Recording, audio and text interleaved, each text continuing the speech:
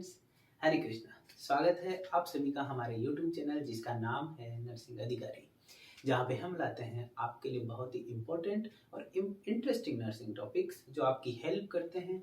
NCLEX RN, NORCET, NIMHANS, PGIMER, JIPMER, GMCH, BFUHS और बहुत सारे इम्पोर्टेंट कम्पिटिटिव नर्सिंग एग्जाम्स में और साथ ही साथ important competitive nursing entrance tests में। तो बने रहिए हमारे साथ। इससे पहले कि आप हमारे वीडियो में खो जाएं, आप हमारे चैनल को सब्सक्राइब करिए, वीडियो को लाइक करिए और अपने फ्रेंड्स के साथ शेयर करिए। तो शुरू करते हैं अपना टॉपिक जिसका नाम है न्यूमोकोनियोसिस। देखते हैं कि क्या होता है बेसिकली न्यूमोकोनियोसिस। तो ये जो न्यूमोकोनियोसिस है वो एक तरह का क्या है, ऑक्यूपेशनल लंग डिजीज। ठीक है, क्या है ऑक्यूपेशनल लंग डिजीज। तो this is the occupational lung disease. Pneumoconiosis is the occupational lung disease. ये जो डिजीज है वो ऑक्यूपेशनल है, इंडस्ट्रियल लोगों के अंदर देखने को मिलती है, जो किसी प्रकार का कोई ना कोई व्यवसाय करते हैं, कोई ऑक्यूपेशन के अंदर क्या है कार्यरत होते हैं।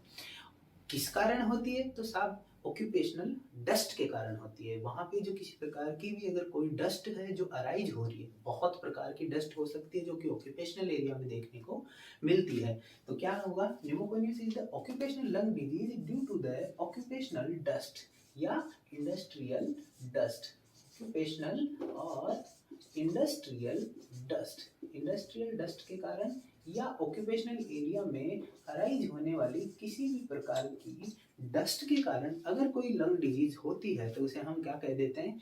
न्यूमोकोनियोसिस। तो बहुत प्रकार के न्यूमोकोनियोसिस हो सकते हैं, वो डिपेंड करता है डस्ट पे। अगर किसी प्रकार की डस्ट, अगर मान लीजिए सिलिका से बेस्ड अगर किसी कंपनी के अंदर या किसी फैक्ट्री में डस्ट अराइज हो रही है और वो कंटिन्यूसली वहाँ के लोगों को क्या कर रही है, एक्सपोज कर रही है, तो रिजल्टिंग उनमें सिलिकोसिस डेवलप हो जाता है। तो डिपेंड करता है कि वहाँ पे डस्ट कौन सी उत्पन्न हो रही है या प्रोड्यूस हो रही है पे। तो पार्टिकल का साइज कितना है, उस डस्ट का पार्टिकल का साइज कितना है और लंग्स पे उसका क्या इफेक्ट होने वाला है, ये भी एक दूसरे पे डिपेंड करते हैं। अगर मान लीजिए डस्ट का पार्टिकल बहुत बड़ा है तो वो एयर एंट्री कर ही नहीं पाएगा, अपने शरीर में एंट्री नहीं कर पाएगा। अगर मान लीजिए उसकी साइज 10 या 10 माइक्रोन से ऊपर है, 10 या 10 माइक्रोन से ऊपर है, तो वो एयर के अंदर ही रह जाएगा, वो अपने शरीर में एंट्री नहीं कर पाएगा। It will remain suspended in the air, remains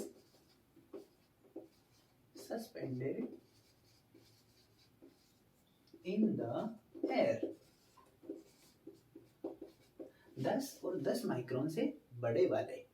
और अगर मान लीजिए 5 to 10 माइक्रोन वाले हैं तो वो क्या करते हैं, अपर रेस्पिरेटरी ट्रैक्ट के अंदर लॉज हो जाएंगे। ठीक है, वो अपर रेस्पिरेटरी ट्रैक्ट के अंदर लॉज हो जाएंगे। और 3 to 5 वाले मिड रेस्पिरेटरी ट्रैक्ट के अंदर लॉज हो जाएंगे। वो थोड़ा नीचे तक मिड रेस्पिरेटरी ट्रैक्ट के अंदर लॉज हो जाते हैं। ठीक है, तो जितना बड़ा पार्टिकल है वो उतनी ही कम दूरी तक जा पाएगा अपने एयर पैसेज के अंदर, अपने ट्रेकिया के थ्रू। ठीक है, तो अगर मान लीजिए 5 to 10 का है तो अपर रेस्पिरेटरी ट्रैक्ट में ये क्या हो जाते हैं, रुक जाते हैं, वहीं पे लॉज हो जाते हैं। 3 to 5 माइक्रोन के हैं तो वो मिड रेस्पिरेटरी ट्रैक्ट तक, और अगर 1 to 3 माइक्रोन के हैं तो वो एल्वियोलाइज और एल्वियोलाइज और टर्मिनल रेस्पिरेटरी ट्रैक्ट के अंदर क्या हो जाएंगे, सेटल डाउन हो जाते हैं, सेटल डाउन हो जाएंगे। ठीक है, और इससे 1 माइक्रोन से कम के पार्टिकल, डस्ट पार्टिकल क्या करते हैं, ब्राउनियन मूवमेंट करते हैं। मतलब ब्राउनियन मूवमेंट का क्या मतलब होता है, यहाँ पे हम देखते हैं कि ये पार्टिकल जाते हैं, कंटिन्यूस क्या करते हैं, एक दूसरे टकरा कर गति करते रहते हैं किसी भी मीडियम में, पर कहीं पे सेटल डाउन नहीं होते, ये वापस बाहर आ जाते हैं एयर के साथ। तो क्या होता है, ये ब्राउनियन मूवमेंट करने वाले ये अपने लिए हेजार्डस नहीं होते हैं। सबसे जो हेजार्डस होने वाले हैं कौन से, जो कि एल्वियोलाइज के अंदर और टर्मिनली रेस्पिरेटरी ब्रोंकियोल्स के अंदर क्या हो जाते हैं, सेटल डाउन हो जाते हैं। तो सबसे हेजार्डस टाइप का पार्टिकल्स जो होते हैं न्यूमोकोनियोसिस में वो होते हैं 1 to 3 माइक्रोन वाले। तो पता चला होगा आपको कि ये जो डस्ट का पार्टिकल का जो साइज होता है वो कितना इम्पोर्टेंट हो सकता है।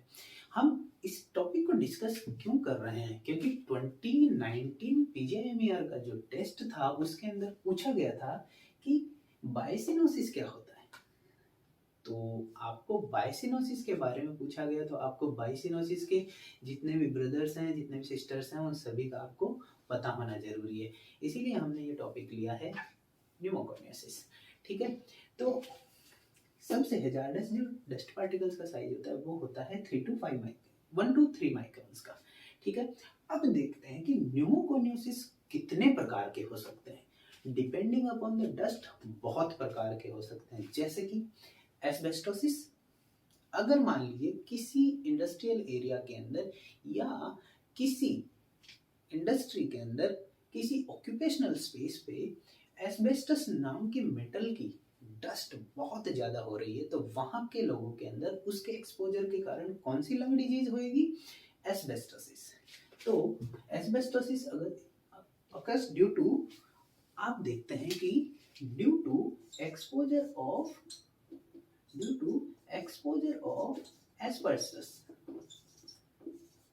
एस्बेस्टस नाम के एक मेटल की डस्ट के कारण अगर मान लीजिए लंग डिजीज कॉज होती है तो उसे अपन कह देते हैं एस्बेस्टोसिस।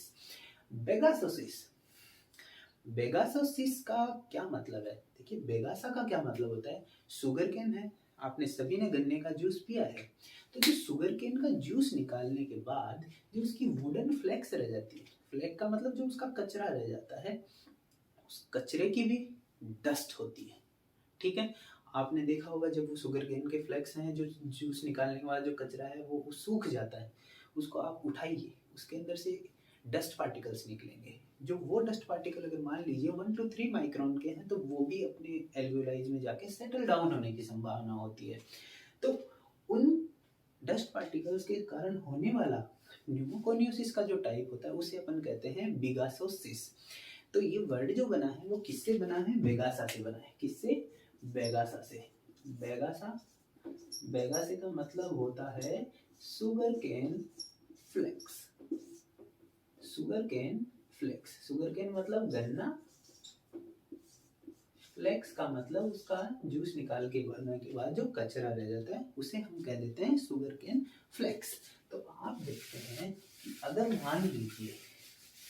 मान लीजिए शुगर केन के जूस निकालने के बाद उसके शुगर केन के फ्लेक्स से डस्ट निकलती है, उससे न्यूमोकोनियोसिस होता है, तो उसे हम क्या कह देते हैं, बेगासोसिस। ठीक है, due to sugar cane flakes dust. ठीक है, बायासिनोसिस। देखिए बायासिनोसिस होता है कॉटन की डस्ट से। किससे, कॉटन की डस्ट से। आपने देखा होगा कॉटन को अगर मान लीजिए आप रखते हैं, आप अगर उसको देखते हैं एकदम से झटक के, तो बहुत सारी कॉटन की डस्ट के पार्टिकल्स होते हैं जो आपको दिख जाते हैं धूप के अंदर। तो वो अगर मान लीजिए लंग्स के अंदर जाके आपके सेटल डाउन होते हैं तो उसके कारण क्या हो जाता है, बायासिनोसिस। ठीक है, उसे हम कहते हैं बायासिनोसिस। तो due to this pneumoconiosis occurs due to exposure of cotton dust, cotton की डस्ट के कारण। ठीक है, तो ये हो गया अपना एस्बेस्टोसिस, बेगासोसिस, बायासिनोसिस। ठीक है, थर्ड एंथ्राकोसिस। देखो एंथ्राकोसिस जो वर्ड बना है अपना, वो बना है कोयले के एक टाइप के कारण। कोयला बहुत प्रकार का होता है, बिटुमिन, एंथ्रेसाइट। ठीक है, आपने बचपन में जब आपने सोशल स्टडी की जो बुक्स पढ़ी होगी, ज्योग्राफी की बुक्स पढ़ी होगी, उसमें आपने देखा होगा कोयले के बहुत टाइप्स होते हैं, कोल के बहुत टाइप होते हैं। तो उन्हीं कोल के एक टाइप्स में नाम होता है एंथ्रासाइट। तो ये जो एंथ्राकोसिस वर्ड बना है वो बना है एंथ्रासाइट से, एंथ्रासाइट। एंथ्रासाइट कोयले का एक टाइप है, ठीक है। तो आप अनुमान लगा सकते हैं कि ये किससे होगा। तो this anthracosis type of pneumoconiosis occurs due to the coal dust. किसके कारण होता है साहब? कोल डस्ट, कोयले की डस्ट के कारण होता है एंथ्रेकोसिस, ठीक है। तो एंथ्रेसाइट से बना हुआ है, ठीक है। बेगासा से बेगासोसिस बना है, ठीक है। स्टेनोसिस, स्टेनोसिस में देखिए टिन आता है, तो ये बनता है due to exposure of tin dust, exposure of tin dust, tin की डस्ट के कारण अगर मान लीजिए न्यूमोकोनियोसिस होता है या ऑक्यूपेशनल लंग डिजीज होता है, टिन की कंपनी में काम करने वाले लोगों में कौन सा देखने को मिलेगा? स्टेनोसिस। सिडेरोसिस आपने देखा होगा, सिडेरोसिस का मतलब होता है, सिडेरो का मतलब होता है आयरन से, सिडेरो का मतलब होता है आयरन से, सिडेरो मतलब आयरन। अगर मान लीजिए किसी को कहा जाता है कि किसी को हीमोसिडेरोसिस हो गया, मतलब उसके ब्लड के अंदर आयरन की मात्रा ज्यादा हो गई है, दैट इज हीमोसिडेरोसिस। सिडेरोसिस का मतलब होता है आयरन। तो सिडेरोसिस का मतलब हो गया कि ऐसी ऑक्यूपेशनल लंग डिजीज, ये ऐसा न्यूमोकोनियोसिस जो आयरन की डस्ट के कारण हुआ है, this is siderosis. Next is silicosis, silica की डस्ट के कारण, due to silica dust exposure, that is silicosis. Farmers lung disease क्या होती है? आपने देखा होगा किसान खेतों में बहुत काम करते हैं, तो काम करते हैं तो बहुत टाइप की घास होती है। एक घास ऐसी होती है जिसे है कहते हैं।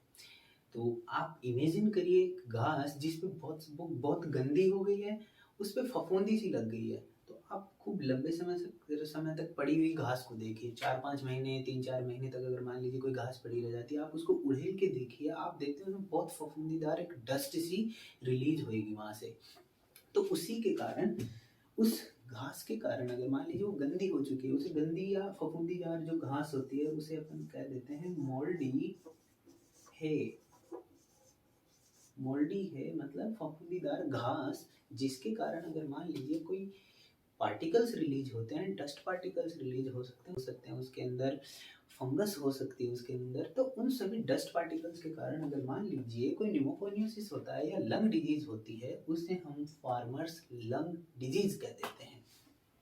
नेक्स्ट इज कंपोस्ट लंग, जो कि किससे होती है? कंपोस्ट का नाम से ही आपको पता होगा कि जो खाद से होने वाली है। खाद के अंदर भी क्या होते हैं? बहुत सारे पार्टिकल्स रिलीज हो सकते हैं। तो आप देखते हैं कंपोस्ट या खाद के कारण अगर कोई लंग डिजीज होती है, उसे हम क्या कह देते हैं? Compost lung disease. एक और होती है बर्ड फेंसियर लंग्स, ठीक है। बर्ड फेंसियर लंग्स से आप समझते क्या है कि bird fancier lung disease, bird fancier lung disease से मतलब है कि जो बर्ड या एवियंस जो होते हैं, पक्षी जो होते हैं, जो उड़ते हैं आकाश में, उनके पंखों के कारण, खूब सारे पंख होते हैं, उन पंखों में से भी क्या होती है? डस्ट रिलीज होती है लंबे समय तक अगर वो पड़े रहें। तो बर्ड की ड्रॉपिंग्स के कारण या बर्ड्स के पंखों के कारण, बर्ड्स की ड्रॉपिंग्स जो उनके शरीर में होने वाले, बर्ड्स के ड्रॉपिंग्स जो होते हैं शरीर में लगने वाले जितने पंख होते हैं, उन सब के कारण वो खूब लंबे समय तक पड़े रहते हैं। उनमें से भी एक स्पेशल प्रकार की स्मेल और डस्ट रिलीज होती है। तो ऐसे बहुत सारे ऑक्यूपेशंस होते हैं जिनमें बर्ड्स की क्या होती है? ड्रॉपिंग्स को यूज करके विभिन्न प्रकार की चीजें बनाई। तो ऐसी जगह पे काम करने वाले लोगों में बर्ड ड्रॉपिंग्स के कारण क्या देखने को मिलता है? Bird fancier lung disease. Asbestos, आप देखते हैं जो रूफिंग्स होती है, अपन जितने भी रूफिंग्स देखते हैं, रूफिंग की लाइनिंग्स बनाते हैं, चद्दर जिनको कहते हैं, उन चद्दर्स के अंदर क्या होता है? इंसुलेटरी कंपाउंड के तौर पे क्या किया जाता है? एस्बेस्टस को यूज किया जाता है। अभी ये बैन हो चुका है, पर ये डिजीज कोज करता था उस समय पे जब इसकी बहुत ज़्यादा मात्रा इंडस्ट्रीज में यूज होती थी। तो ये बहुत सारी कंपनियां हैं जिनमें इन सब चीज़ का, इंडस्ट्रीज हैं जिनके अंदर इन सब का उपयोग होता है, और वो अपने आप में कोई ना कोई डिजीज क्रिएट करते हैं एक्सपोज होने वाले लोगों में। तो आपको समझ आया होगा कि क्या होता है न्यूमोकोनियोसिस। इम्पोर्टेंट क्या है कि साहब ये आपको पीजीआई 2019 में आपको देखने को मिला था बेगासोसिस कि ये किसके कारण होता है। तो आज हमने बेगासोसिस ही नहीं, बेगासोसिस के सभी ब्रदर्स सिस्टर्स सारी फैमिली को हमने देखा है। तो आशा करता हूँ आपको वीडियो पसंद आया होगा। धन्यवाद।